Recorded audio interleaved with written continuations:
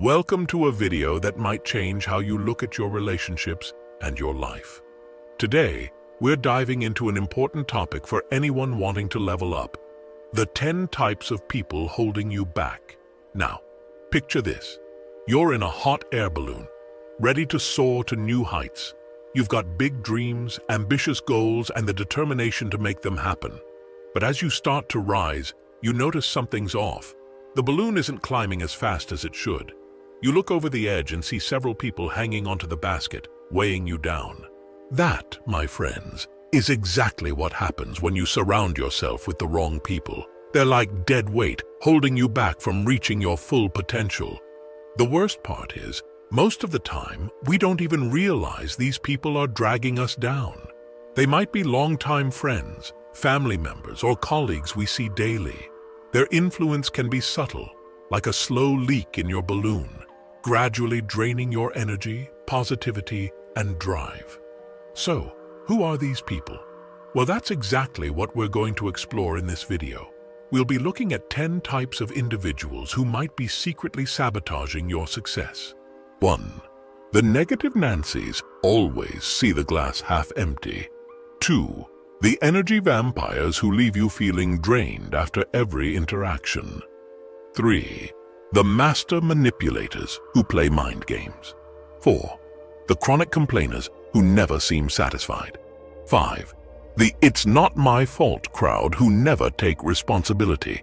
6. The green-eyed monsters consumed by jealousy. 7. The narcissists who make everything about them. 8. The gossip gurus who can't keep a secret. 9.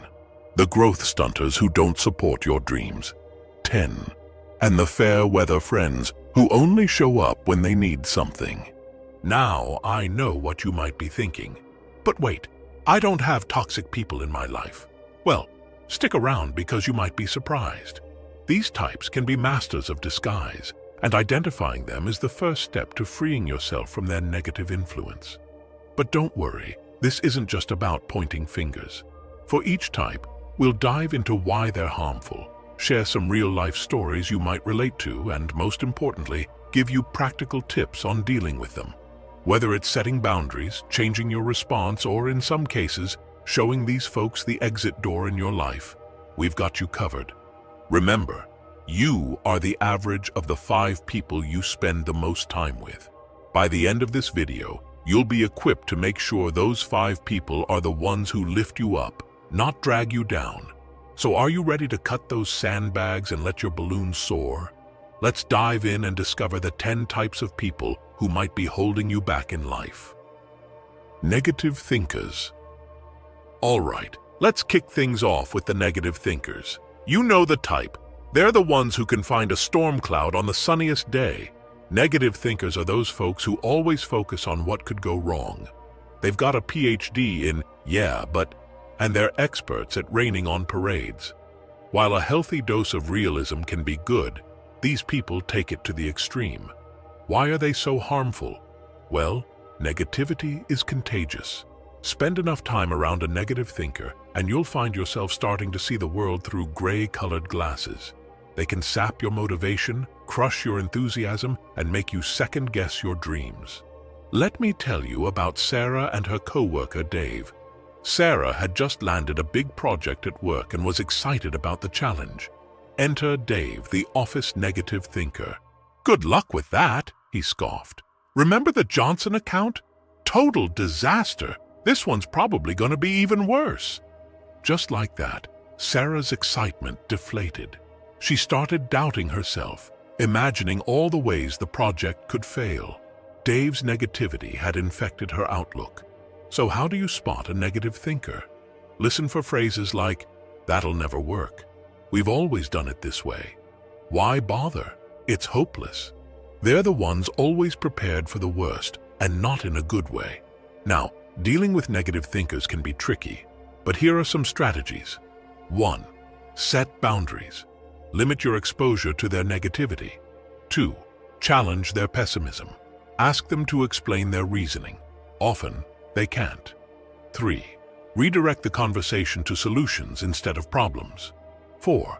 Surround yourself with positive influences to counteract their effect. Remember, you don't have to be a captive audience to someone else's pessimism. Choose positivity and watch how it transforms your life. Energy drainers. Next up, we've got the energy drainers. These people leave you feeling like you've just run a marathon after a simple conversation. Energy drainers are those individuals who seem to suck the life out of a room. They're often needlessly dramatic, constantly in crisis, or perpetually needy. They demand your time, attention, and emotional energy, but rarely, if ever, reciprocate. Why are they so detrimental? Well, your energy is a finite resource. Every minute you spend dealing with an energy drainer is a minute you can't spend on your goals, dreams, or self-care. Over time, this can lead to burnout, resentment, and stalled personal growth. Let me introduce you to Mike and his friend, Lisa. Mike had a big presentation coming up and needed to prepare, but Lisa called yet again in the middle of a crisis. "Mike, I can't believe what happened at work today. You have to hear this." 2 hours later, Mike was emotionally exhausted and behind on his prep work. Lisa, meanwhile, felt better after unloading all her problems until the next crisis, of course. How do you recognize an energy drainer? Look out for these signs. They always have a crisis or drama in their life. You feel tired or stressed after interacting with them. They rarely ask about you or your life. They have a woe is me attitude and resist solutions. So, how do you deal with energy drainers? Here are some strategies. 1. Set clear time limits on interactions. 2. Learn to say no. You're not responsible for solving everyone's problems. 3. Encourage them to seek professional help if they're constantly in crisis. 4. Practice self-care after interactions to recharge your batteries. Remember, protecting your energy is not selfish, it's necessary. You can't pour from an empty cup. Manipulators. Now let's talk about a particularly tricky group, the manipulators. These are the chess players of the social world, always thinking several moves ahead, and not in a good way. Manipulators are experts at using emotions, often guilt or fear, to control others and get what they want. They're masters of gaslighting, making you question your own reality. They might use flattery 1 minute and criticism the next, keeping you off balance and easier to control. Why are they so dangerous? Manipulators erode your self-esteem, your ability to trust others, and even your grip on reality. They can make you feel like you're going crazy, and over time, can seriously impact your mental health and your other relationships. Let's look at the story of Tom and his manipulative sister, Rachel. Tom had been saving for a dream vacation for years. Rachel, knowing this, came to him with tears in her eyes. "Tom, I hate to ask, but I'm in real trouble. I need $5,000 or I'll lose my apartment. You're the only one I can turn to." Tom, feeling guilty and pressured, gave her the money. A week later, he saw Rachel's social media posts about her amazing shopping spree. How do you spot a manipulator? Watch out for these red flags. They use guilt trips to get their way. They twist your words or deny things they've said. They play the victim when confronted. They use flattery excessively, often followed by a request. Dealing with manipulators requires a strong backbone. Here are some strategies. 1. Trust your gut. If something feels off, it probably is. 2. Set firm boundaries and stick to them, no matter what. 3. Don't jade. Justify, argue, defend, or explain. Simply state your position. 4. Seek support from others to reality check your experiences. Remember, you have the right to make decisions without feeling guilty. Don't let anyone manipulate you into thinking otherwise. Chronic complainers and the Stoic response. Let's turn our Stoic gaze to the chronic complainers. Those who seem to find fault in every situation, grumble about the weather being too hot or cold, and see problems everywhere but solutions nowhere. The great Stoic philosopher Epictetus once said, "It's not what happens to you, but how you react to it that matters." This wisdom is particularly relevant when dealing with chronic complainers. Consider Maria, a bright young professional whose colleague John was a perpetual complainer. Every morning, John would start the day with a litany of grievances. Traffic was terrible, the coffee machine was too slow, and the boss was unreasonable. At first, Maria was drawn into John's negative spiral, her mood darkening in response. But then Maria discovered Stoicism. She realized that while she couldn't control John's behavior, she had complete control over her reaction to it. As Marcus Aurelius advised, you have power over your mind, not outside events. Realize this, and you will find strength. Maria began to see John's complaints not as truth, but as his perception of reality, a perception she didn't have to share. She started responding to his complaints with questions like, "What do you think we could do to improve the situation?" Or, "Is there a positive side to this we might be missing?" This Stoic approach accomplishes two things. 1. It protects Maria's own peace of mind. 2. It gently challenges John to shift his perspective. Remember, the Stoics teach us that true freedom comes from focusing on what we can control. As Epictetus said, there is only one way to happiness, and that is to cease worrying about things which are beyond the power of our will. When faced with a chronic complainer, consider these Stoic strategies. 1. Practice negative visualization. Imagine how much worse things could be. This Stoic technique can help you appreciate what you have. 2. Focus on your response. You can't control the complainer's words, but you can control how you interpret and react to them. 3. Seek the lesson. Ask yourself, what can I learn from this situation? Every challenge is an opportunity for growth. 4. Embrace amor fati, love of fate. Accept that complainers exist and see dealing with them as a chance to practice virtue. Seneca wisely noted, "We suffer more often in imagination than in reality." Don't let the imagined problems of others become your real ones. People who never take responsibility, a Stoic perspective. Let's apply our Stoic lens to those who never seem to take responsibility for their actions. The blamers, the excuse makers, the "it's not my fault" crowd. Epictetus provides a powerful perspective here. When we blame others, we waste our energy. But when we take responsibility, we empower ourselves. This encapsulates the Stoic approach to personal responsibility. Consider the story of Alex, a team leader in a busy marketing firm. One of his team members, Sarah, consistently missed deadlines and made errors in her work. However, Sarah always had an excuse. The brief wasn't clear enough. She didn't have enough time. Someone else had given her the wrong information. Initially, Alex found himself frustrated and angry with Sarah. But as he delved deeper into Stoic philosophy, he realized two important things. 1. He couldn't control Sarah's behavior or her unwillingness to take responsibility. 2. He could control his own actions and responses to the situation. As Marcus Aurelius advised, you always own the option of having no opinion. There is never any need to get worked up or to trouble your soul about things you can't control. These things are not asking to be judged by you. Leave them alone. Alex decided to focus on what he could control.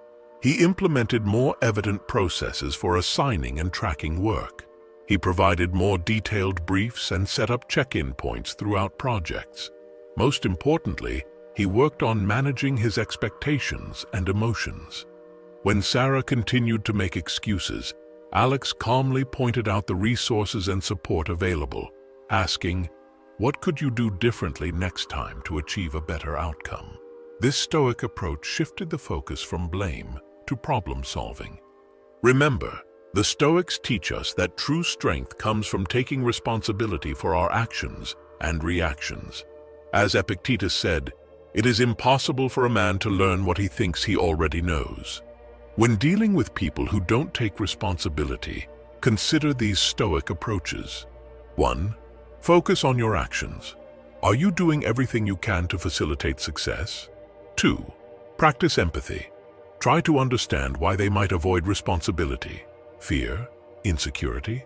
3. Lead by example. Demonstrate what taking responsibility looks like. 4. Maintain emotional equilibrium. Don't let their behavior disturb your inner peace. As Seneca reminds us, the greatest remedy for anger is delay.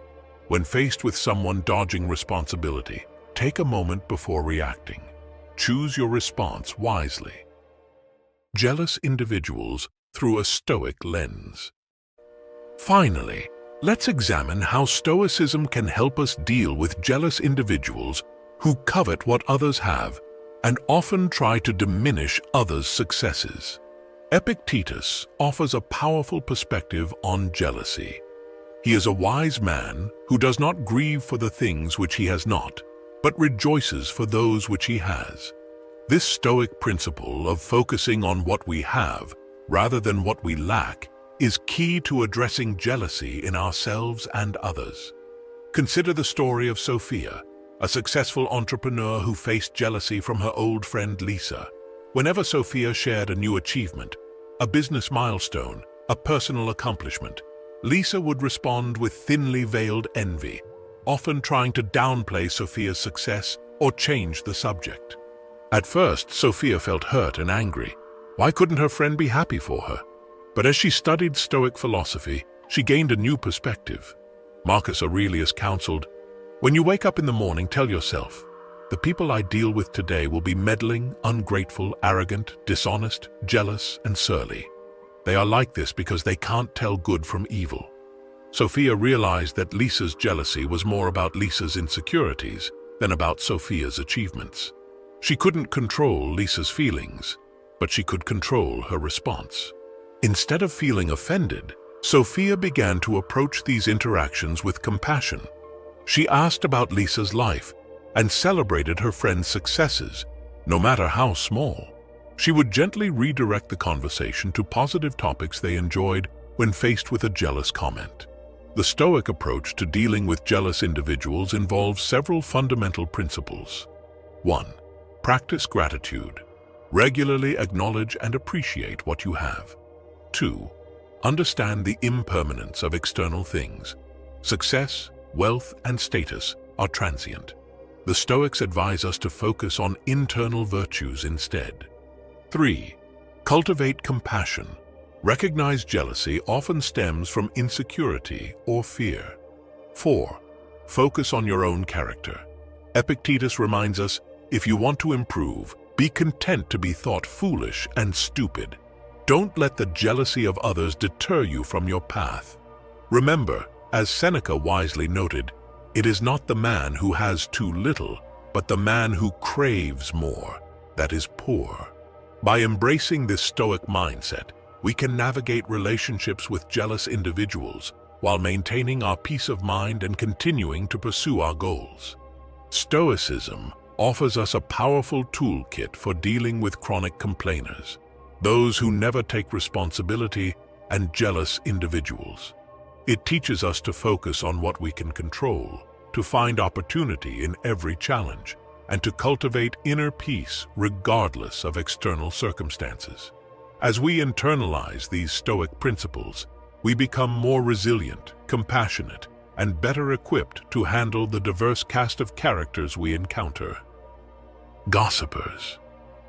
Imagine walking through the bustling forum of ancient Rome. Amidst the noise of commerce and debate, you hear whispers. Rumors spread like wildfire, and reputations were made and broken with a few choice words.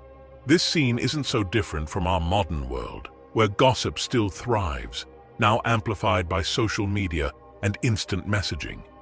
Gossipers are those who spread rumors and talk about others behind their backs. They might seem harmless, even entertaining at times, but make no mistake, they can be as corrosive to your character as rust is to metal.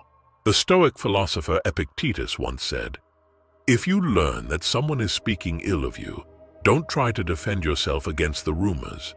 Respond instead with, 'Yes, and he doesn't know the half of it, because he could have said more.'" This quote encapsulates the Stoic approach to dealing with gossip. Don't let it affect your peace of mind. Let's consider the story of Marcus, a young Roman soldier. His fellow soldiers often gathered to gossip about their superiors and each other. At first, Marcus joined in, feeling it brought him closer to his comrades. But he soon realized that participating in gossip was changing him, making him suspicious and antagonistic.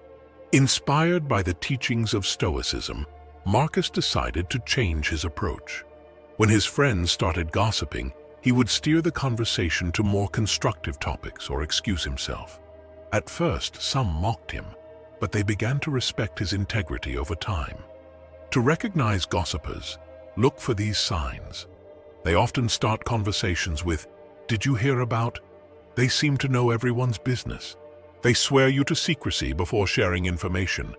They enjoy spreading dramatic or scandalous news. How can we deal with gossipers in a stoic manner? 1. Remember that what others say is out of your control. Focus on your actions and character. 2. Don't participate in gossip. As Socrates advised, apply the triple filter. Is it true? Is it good? Is it useful? 3. If someone gossips about you, they'll likely gossip about you. Keep this in mind when choosing confidants. 4. Use gossip as an opportunity for self-reflection. If someone's words upset you, ask yourself why and work on that aspect of yourself. People who don't support your growth. Picture yourself as a young olive tree in ancient Greece. You're reaching for the sun, growing stronger each day. But imagine if someone kept trying to bend your branches or limit your water. That's what it's like when you're surrounded by people who don't support your growth. These people might be friends, family, or colleagues who, consciously or unconsciously, try to keep you at their level. They might discourage your ambitions, belittle your achievements, or try to instill doubt in your abilities. The Stoic philosopher Seneca offers wisdom here. Associate with people who are likely to improve you. This simple advice is profound in its implications. The people we surround ourselves with shape our thoughts, our ambitions, and ultimately, our lives. Consider the story of Clea, a young woman in Athens who dreamed of becoming a philosopher, a rarity in her time. Many of her friends and family discouraged her, telling her to focus on more suitable pursuits for a woman. But Clea found inspiration in the Stoic teachings and persevered. She sought out mentors who believed in her potential and surrounded herself with fellow learners. Clea became a respected thinker despite the naysayers, proving that we can overcome societal limitations with the right support and mindset. How do you recognize people who don't support your growth? They downplay your achievements or ambitions. They often use phrases like, "That's not realistic," or "Why bother?" They seem uncomfortable or dismissive when you share your goals. They might try to hold you back under the guise of protecting you. So how do we deal with these people in a Stoic manner? 1. Practice indifference to criticism. As Epictetus said, if you want to improve, be content to be thought foolish and stupid. 2. Focus on your progress. Marcus Aurelius advised, be tolerant with others and strict with yourself. 3. Seek out positive influences. Surround yourself with people who challenge and inspire you. 4. Use their doubt as fuel. Let their lack of faith motivate you to prove them wrong. Remember, as Seneca said, difficulties strengthen the mind, as labor does the body. Resistance from unsupportive people can make you stronger and more resilient if you are approached with the right mindset. It's also worth considering why these people might not support your growth. Often, it's because of their fears or insecurities. Understanding this can help you respond with compassion rather than anger. Ultimately, your growth is your responsibility. As Epictetus reminds us, no man is free who is not master of himself. Don't let others' limitations define your potential. Use Stoic principles to stay focused on your path, regardless of others' opinions. Users. People who only come around when they need something. Imagine you're a wealthy merchant in ancient Rome. You notice that certain friends only appear when they need a loan or a favor, vanishing when it's time to repay or reciprocate. These are the users of the ancient world, not so different from those we encounter today. Users are people who view relationships as transactional. They appear when they need something and disappear when they don't. They take but rarely give, draining your resources, whether that's money, time, or emotional energy. The Stoic philosopher Epictetus offers a powerful perspective on dealing with such people. Seek not that the things which happen should happen as you wish, but wish the things which happen to be as they are, and you will have a tranquil flow of life. This doesn't mean we should accept being used. Instead, it suggests we should accept the reality that such people exist and focus on our response to them, rather than wishing they were different. Consider the story of Lucius, a kind-hearted Roman citizen known for his generosity. He had a friend named Cassius who would only contact him when in need. One day, Cassius asked for a substantial loan. Instead of getting angry or feeling used, Lucius saw this as an opportunity to practice Stoic principles.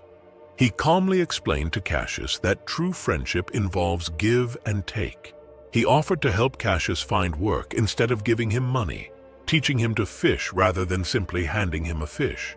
This response maintained Lucius's tranquility while also addressing the imbalance in their relationship. How do you spot a user? They contact you only when they need something.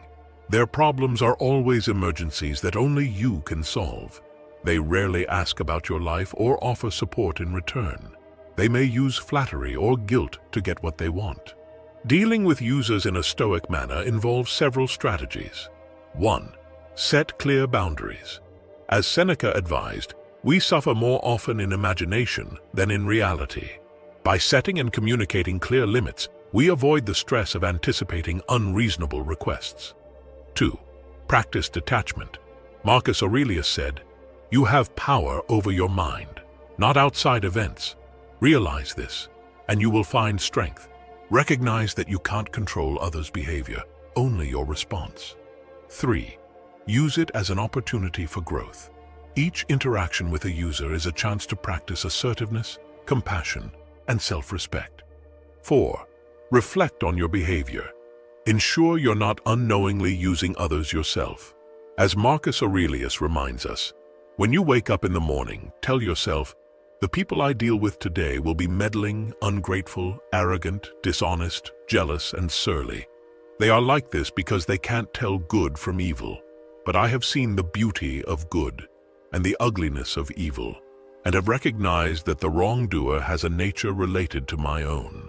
Remember, maintaining one-sided relationships drains the energy you could invest in mutually supportive connections. As Seneca wisely noted, "Time is our most valuable possession, so be careful how you spend it." By applying these Stoic principles, we can navigate relationships with users while maintaining our peace of mind and integrity. We learn to give freely but wisely, to set boundaries with compassion, and to value ourselves and our time. Doing so creates space for genuine, balanced relationships that support our growth and happiness. Narcissists. You've just landed your dream job, excited to make a difference. But there's a catch. Your boss, let's call him Marcus, is the center of his own universe. Everything revolves around him and your ideas. They might as well be whispers in a hurricane. Now, what exactly is a narcissist? Think of them as people who've mistaken themselves for the sun. They believe everything should orbit around them. They crave admiration, lack empathy, and have an inflated sense of their own importance. Sound familiar? Let me tell you about Sarah, a bright young marketing executive. Her boss, Marcus, was a textbook narcissist. He'd steamroll over her ideas in meetings, only to present them as his own later. He'd take credit for successes and blame others for failures. Sarah's confidence was eroding faster than a sandcastle at high tide. But here's where our Stoic teachings come in handy. Remember what Epictetus said, "It's not what happens to you, but how you react to it that matters." Sarah realized she couldn't change Marcus but could change her response to him. So how do you spot these self-appointed demigods? Watch for these red flags. 1. They love being the center of attention. 2. They have a grandiose sense of self-importance. 3. They lack empathy for others. 4. They have a sense of entitlement. 5. They're quick to rage when criticized.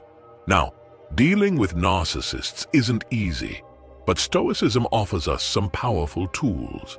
As Marcus Aurelius wisely said, you have power over your mind, not outside events. Realize this, and you will find strength. Here are some Stoic-inspired strategies for handling narcissists. 1. Practice emotional detachment. Their actions reflect on them, not you. 2. Set firm boundaries. Be clear about what you will and won't accept. 3. Don't feed their ego. Narcissists thrive on reaction. Don't give them the satisfaction. 4. Focus on your growth. As Seneca said, while we wait for life, life passes. 5. Remember your worth. Don't let their behavior diminish your self-value. Sarah applied these principles. She stopped seeking Marcus's approval and focused on her growth. She set clear boundaries and remained calm in the face of his tantrums.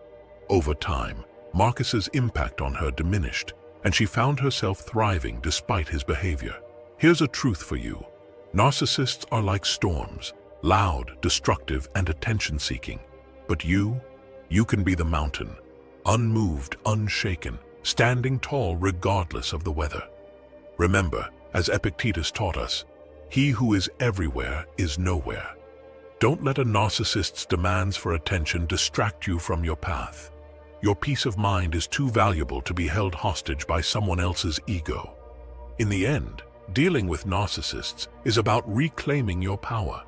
It's about understanding that true strength comes from within, as the Stoics did.